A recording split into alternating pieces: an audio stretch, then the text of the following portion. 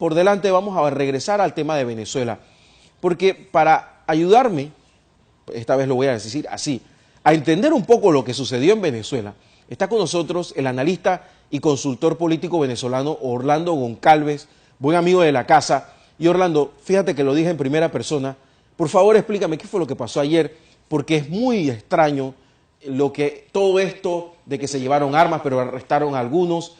Habían dirigentes de la oposición que decían que esto era lo que le llamaban un falso positivo, o sea que no era real, que era una pantomima.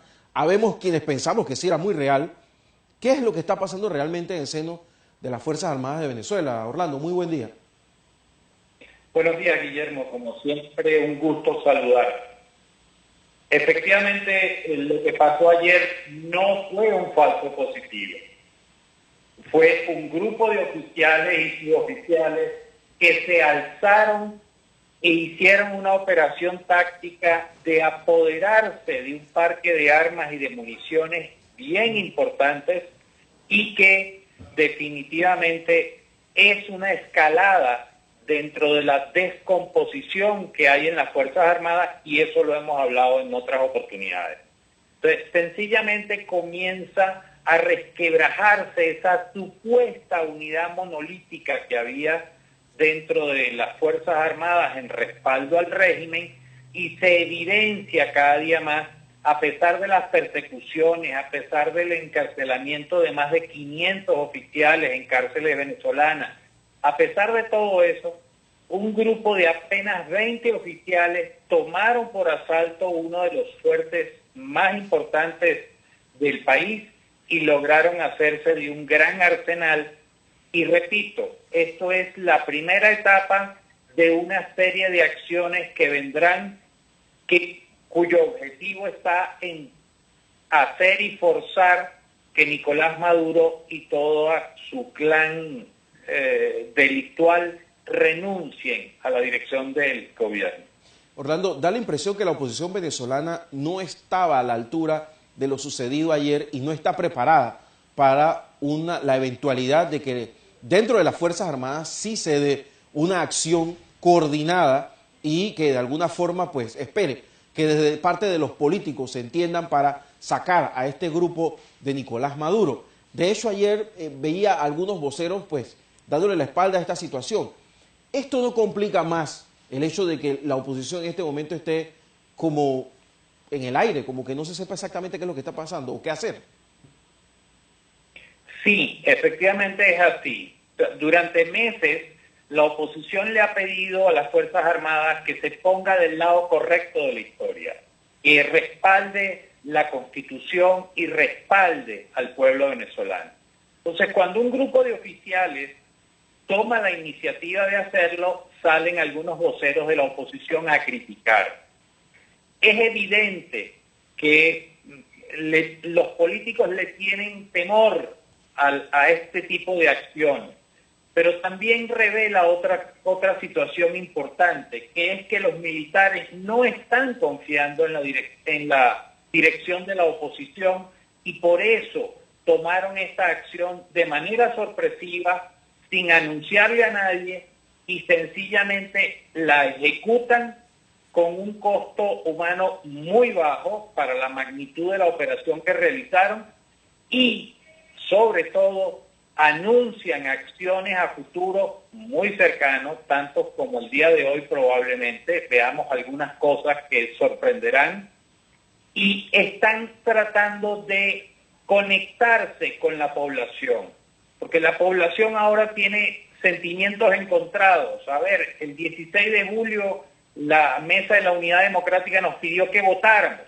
y votamos, y nos hicieron 3 preguntas y las contestamos y se las aprobamos, pero sin embargo la Asamblea Nacional no tomó las decisiones que implicaban esas preguntas, ni interpretó fielmente las respuestas que le dio el pueblo a esas preguntas. Entonces, estos militares resolvieron por iniciativa propia tomar estas acciones, y muy probablemente va a tener consecuencias serias en la estructura del régimen. Y de hecho, por ejemplo, hay buena cantidad de dirigentes del régimen, entre ellos Tarek El Aissami, por ejemplo, sacó a toda su familia del país, la envió a Bonaire. Y entonces está claro que las cosas se les están moviendo y está claro de que no saben por dónde le vienen los tiros. Y está claro además de que estos militares fueron 20 ayer, pero eran 20 porque era lo que se necesitaba. Pero hay muchísimos más en el ambiente y esto se extiende.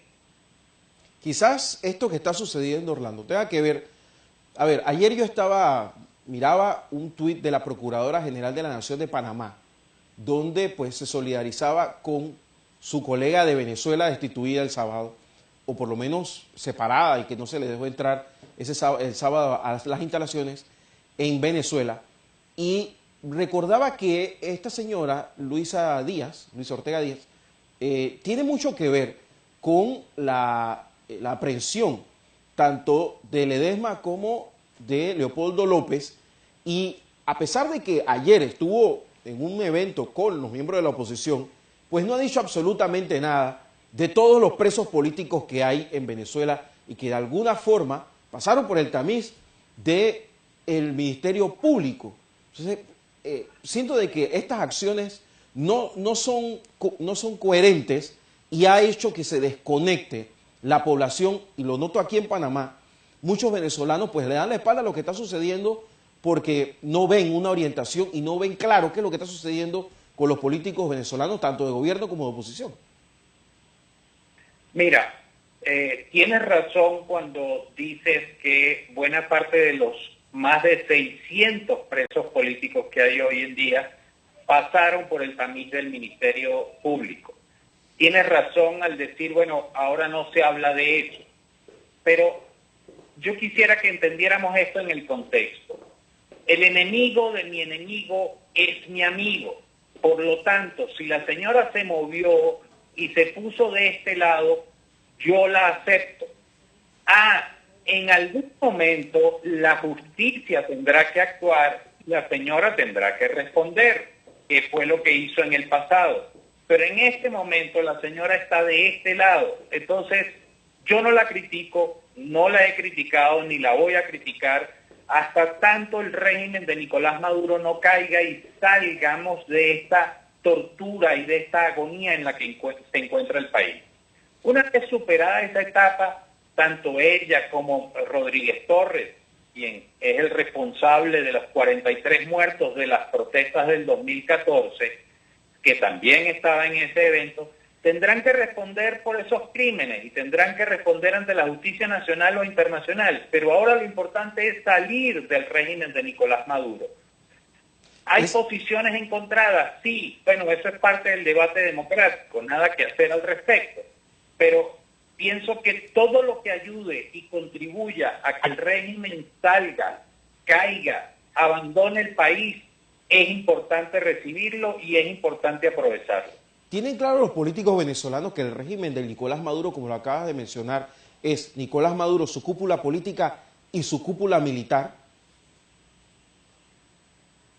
Perdón, no escuché la pregunta. No, te preguntaba porque siempre se enfoca todo en Nicolás Maduro y su cúpula militar, pero su cúpula política, pero se habla muy poco de la cúpula militar de Venezuela, como el sujeto que estábamos viendo levantando el puño izquierdo, un mayor general, no sé, ayer sofocando el intento de golpe, y me preguntaba si los políticos venezolanos tienen claro que es la cúpula política y militar del país la que tiene que salir.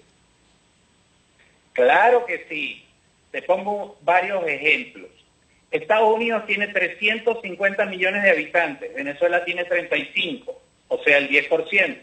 Estados Unidos tiene 900 generales, Venezuela tiene 2.000 generales, un exabrupto total. O sea, hay más generales que tropas, casi. El 52% de los gobernadores electos o nombrados a dedo, algunos, vienen del mundo militar o fueron militares o son militares. Más de la mitad del gabinete viene de las Fuerzas Armadas. Entonces, aquí estamos ante una asociación delictual de militares y políticos corruptos que se unieron para adueñarse del país, adueñarse de los negocios y respetar la Constitución, violar los derechos humanos con un solo objetivo: controlar el poder por el poder mismo, porque eso le da acceso a los negocios y le da acceso a impunidad. Entonces, la dirigencia política sí tiene claro que estamos ante una banda delictual que se adueñó del gobierno y que actúa en consecuencia.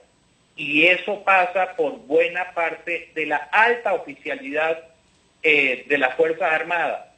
Desde coroneles hacia abajo, o sea, oficiales que no tienen tan alto rango, el malestar es muy grande, pero la presión a la que son sometidas por la inteligencia cubana, y se habla de 15.000 cubanos dentro de las Fuerzas Armadas, esto no se ha podido comprobar, pero es un secreto a voces, ha hecho que ellos no actúen. Por eso